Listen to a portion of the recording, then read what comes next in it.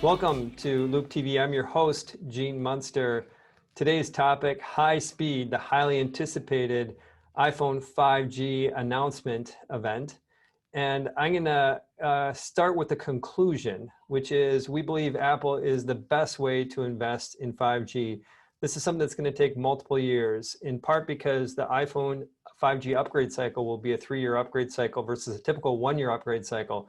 But also what's going on around augmented reality. This is a new way that we're going to interact with the world that's going to take multiple years, in part powered by 5G. We see Apple as the best way to play 5G.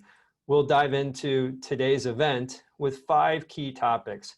First, was this the right time for Apple to announce a lineup of 5G phones? The answer is yes, but it may not be as clear-cut as first take.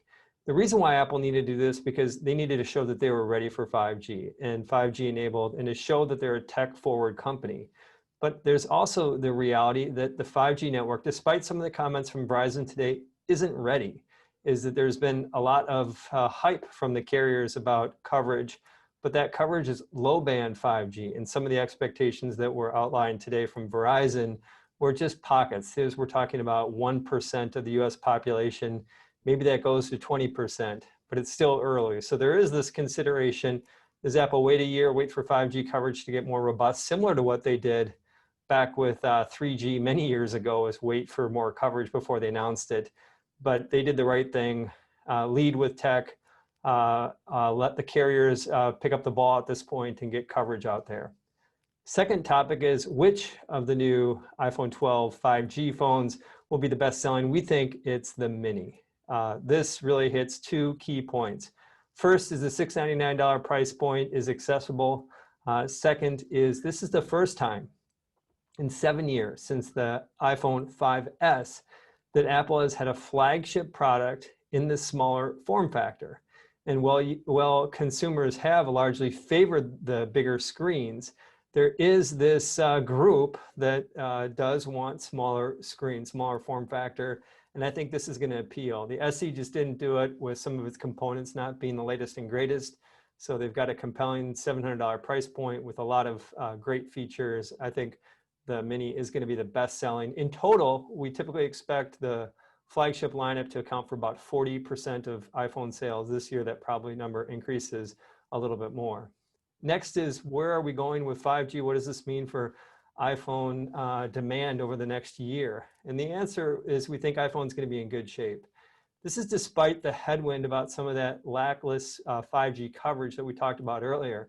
And the reason is that there's a big tailwind that Apple is entering this next year with in terms of the number of iPhones that are 3 years old or older.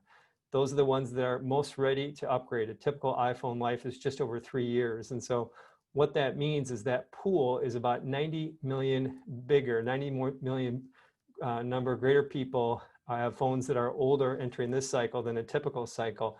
That's a nice tailwind and should allow the company to step up iPhone growth from about 1% this year to within street expectations about 15%. Beyond that, we think that the coverage of 5G starts to take hold, the more compelling 5G speeds and start the real 5G upgrade cycle, which will last a few years. Next is which feature was most compelling today? And well, the company spent the most amount of time talking about the camera because it's something we all use, and a bigger push towards pros using iPhone as their camera. Look out SLRs. Life's going to get more difficult in the years to come. What we felt was most compelling was the addition of LiDAR with the Pro models. LiDAR is basically radar on the back of your phone. This is a big deal. This is something that we've been anticipating for 3 years. Previously, the high-end iPhones have used something called a VCSEL, which does mapping for augmented reality, but LiDAR does it much more accurately. And that means we're going to get more compelling augmented reality experiences. It's been largely left for being irrelevant, I think, in a lot of circles, augmented reality, but I think Apple continues to push this forward. Now the ball's in the developer's court to start to build some compelling apps around this. And the last topic is what about HomePod Mini? What does this mean? To put it into perspective is the previous version of HomePod, which was about $300, really didn't go anywhere. It was priced too high for the market.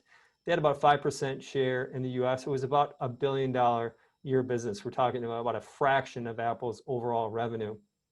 But they needed to make a decision, either get more aggressive with the lineup or get out of that business. And they took the former approach, got much more aggressive with that $99 price.